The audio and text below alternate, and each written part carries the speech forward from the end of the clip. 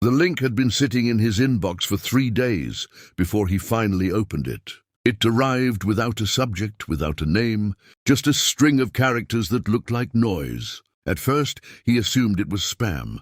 He almost deleted it, but something about it lingered in his mind, like a word on the tip of his tongue, refusing to disappear. On the third night, when sleep wouldn't come and the silence of his small apartment pressed against his chest, he opened it. The video began without warning. A dimly lit room appeared on the screen. The walls were familiar in a way that made his breath catch. The peeling paint, the narrow window, the old wooden table in the corner. His fingers froze over the keyboard as a slow, creeping realization unfolded inside him. It was his room. Not the one he lived in now, but the one from years ago. The one he had left behind without looking back. The camera moved slightly, shaky, as if held by someone unsure of their own hands. Then a figure stepped into view. Him, younger, thinner, with eyes that still held something fragile and unbroken. His heart began to pound. "No way," he whispered, leaning closer to the screen. The younger version of him sat down on the bed, rubbing his hands together nervously. He looked straight into the camera, and for a moment it felt like he was looking directly into the future, into him. "If you're watching this," the younger him said, voice trembling slightly, "then it means I actually sent it." The present version swallowed hard. "I don't know if you'll remember making this," the younger one continued. "Or maybe you'll think this is stupid, but I need to say it anyway." A long pause followed. The silence inside the video felt heavier than the silence in his room. "I'm scared," the younger him admitted quietly. "I'm really scared." The man watching clenched his jaw. He remembered that fear. Not clearly, not fully, but like a distant echo of something that once consumed him. "I don't know what's going to happen," the younger voice said. "Everything feels like it's about to fall apart. I keep pretending I'm fine, but I'm not. I'm tired of pretending." The present him leaned back, his chest tightening. He hadn't thought about those days in years. He had buried them under work, routine, and the quiet numbness he had learned to live with. "I made this video for you," the younger him said, his eyes softening, "because I want to know something." He paused, searching for words. "Did we make it?" The question hit like a blow. "Did things get better?" The younger him asked. "Did we become someone we're proud of? Or did we just survive?" The screen flickered slightly, but the video continued. "I hope you didn't give up," the younger him whispered, "because right now it feels really easy to give up." The present version felt something stir deep inside him, something he hadn't allowed himself to feel in a long time. "You always say you're strong," the younger one continued, with a faint, sad smile.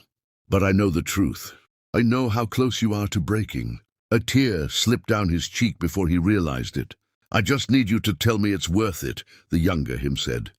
"That all this pain, all this confusion, leads somewhere." The video went silent for a few seconds, and then the younger him leaned closer to the camera. "And if it doesn't," he added, his voice almost a whisper, "then I need you to tell me that too." The screen went black. For a long time he didn't move. The room around him felt different now, heavier, as if the past had found a way to seep into the present. He stared at the blank screen, his reflection faintly visible. Did we make it? The question echoed in his mind. He wanted to answer yes. He wanted to believe that everything had led to something meaningful, something worth the struggle. But the truth was more complicated. He had a stable job, a quiet life. No chaos, no uncertainty. He had achieved everything he once thought he wanted. And yet, watching that video, he felt an emptiness he couldn't ignore. He had survived. But had he lived? He stood up slowly, pacing the room. Memories began to surface, dreams he had abandoned, promises he had broken to himself. The fire that once burned inside him now reduced to a faint flickering ember. He had become safe, and in doing so, he had lost something. His phone buzzed on the table, snapping him out of his thoughts. He glanced at it absent-mindedly. A new email. No sender, no subject. His breath caught as he opened it. Another link. His hands trembled slightly as he clicked. This video was different. It showed his current apartment. The same dim light, the same quiet atmosphere. The camera was steady this time, placed carefully on a surface. And then he saw himself. Not the version he remembered, not the one he saw in the mirror every day. This version looked different, more alive. There was a spark in his eyes that he hadn't seen in years. "What are you waiting for?" The future version of him asked, his voice calm but firm. The man watching froze. "You think you've made it," the future him continued, "but you haven't even started." A faint smile appeared on his face. "I watched that same video you just did," he said, "and I felt exactly what you're feeling right now." The present him's heart raced. "You're standing at a crossroads," the future him said. "You can keep going the way you are. It's safe, predictable, comfortable." He leaned forward slightly. "Or you can choose something else." The room felt impossibly quiet. "I won't lie to you," the future him said. "It's not easy. You'll doubt yourself. You'll fail. You'll feel that fear all over again." Pause. "But this time you won't run from it." The man watching felt his chest tighten. "You asked if it was worth it," the future him said softly. "I'm telling you now, it is." Tears filled his eyes. "But only if you choose it," the future him added. "Only if you stop settling for a life that feels empty." The screen flickered, and for a moment it looked like the future him was looking directly at him. "You don't need another sign," he said. "This is it." The video ended. Silence filled the room again, but it felt different now. Not suffocating, but waiting. He stood there, his heart pounding, his mind racing. For the first time in years, he felt something real. Fear, hope, possibility. He walked over to the window and looked out into the dark city. Lights flickered in the distance, each one a life, a story, a choice. He thought about the younger version of himself, sitting in that old room, desperate for an answer. He thought about the future version, confident, alive, urging him forward. And then he thought about himself.